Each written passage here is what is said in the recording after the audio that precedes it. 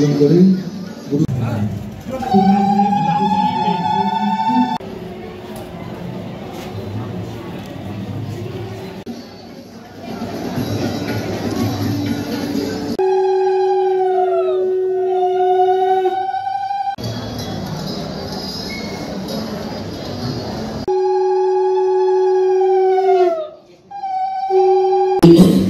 মহাভারতের রচয়িতা যিনি ব্যাসদেব, তার শুভ জন্মতিথি ছিল আষাঢ় মাসের পূর্ণিমা তিথিতে।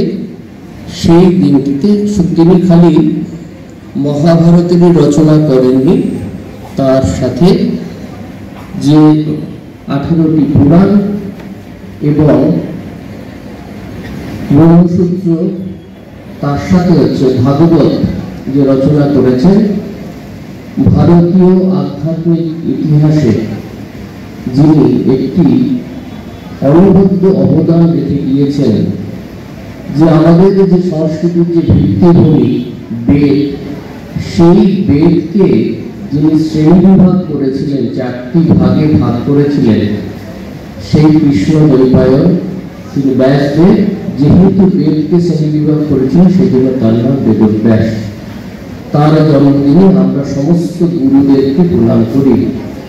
আমি সকলকেই অনুরোধ করব, আমরা সকালে ছেলেমেয়েরা একটু সোজা বসো, তো একদম সোজা বসো, বসে হাত দিয়ে করো। আমাদের জন্মদাত্রী মা এবং জন্মদাতা পিতা, তাদেরকে আমরা সশ্রদ্ধ প্রণাম জানাই। প্রণাম জানাবো আমরা জীবনে যার থেকে যতটা যা কিছু শিখেছি, তাদের প্রত্যেককে প্রণাম জানাই। আর প্রকৃতি থেকে শুরু করে যেখানে সামান্যতম শেখার আমাদের সুযোগ হয়েছে, তাদের সকলকে প্রণাম জানাই। বাস, আমরা কেন করলাম প্রণাম? মহাভারতে খুব সুন্দর একটি কথা রয়েছে যে বিশ্বদেব দুর্যোধনকে বলছেন, জানো তুমি জীবনে একটা জিনিস শেখোনি। তো দুর্যোধন বলছে কি? বলছে তুমি প্রণাম করতে শেখোনি। কি হয় জানো? যদি মান রাখো, যদি প্রণাম করো, তাহলে কি হবে? যাকে প্রণাম করছো তার ইচ্ছা বা অনিচ্ছা যাই থাকুক না কেন, তিনি তোমাকে যদি আগে কোনো সময় অপছন্দ করেও থাকেন, রিপ্লেস অ্যাকশনের মতো তার ভেতর থেকে আশীর্বাদ তোমার মাথায় পড়বেই পড়বে, আসবেই আসবে। সেই জন্য গীতাতে খুব সুন্দরভাবে বলছেন, শ্রদ্ধাবান। খুব অসুবিধা হচ্ছে, খুব বাজে কথা বলছি কি?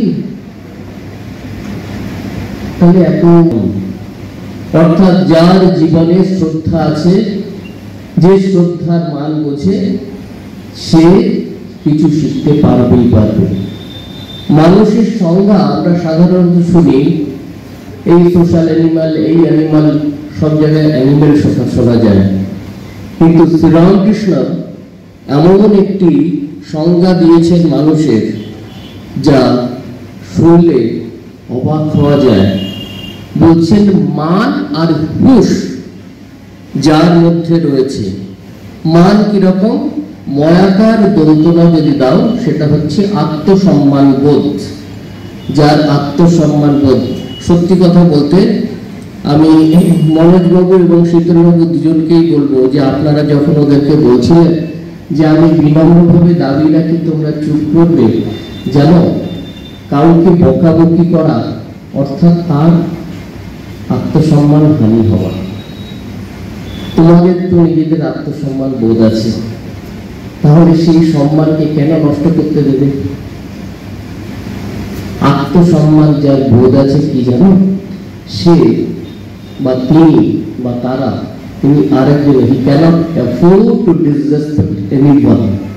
কিন্তু আত্মসম্মান এবং অহংকার দুটোর মধ্যে একটি তফাৎ রয়েছে। আমরা অনেক সময়তে আত্মসম্মানের সাথে আমরা বলি আমার আত্মসম্মান রক্ষার জন্য আমি করেছি। আসল কথা সেটি হচ্ছে অনেক সময় নিজের অহংকার প্রদর্শন করার জন্য। দুটোর মধ্যে তফাৎ কিরকম? যখন দেখবে ডন অ্যান্ড ডাস্ট, এই দুটোর মধ্যে আকাশটা, সূর্যোদয় এবং সূর্যাস্ত, এই দুটি সময় আকাশটা প্রায় একই রকম লাগে, কিন্তু তার তফাৎটা আমরা ভালো করে বুঝতে পারি। তেমনি আত্মসম্মান এবং অহংকার দুটোর মধ্যে তফাৎ হচ্ছে, যার আত্মসম্মান বোধ আছে তিনি আরো একজনকে কখনোই অসম্মান করবেন না, আর যার অহংকার আছে তিনি প্রত্যেককে অন্যকে ছোট হয়ে বড় হতে চাইবেন। And we call it heroism, we call it smartness. তুলে দিয়ে আজকের এই গুরু সম্বোধনা অনুষ্ঠানে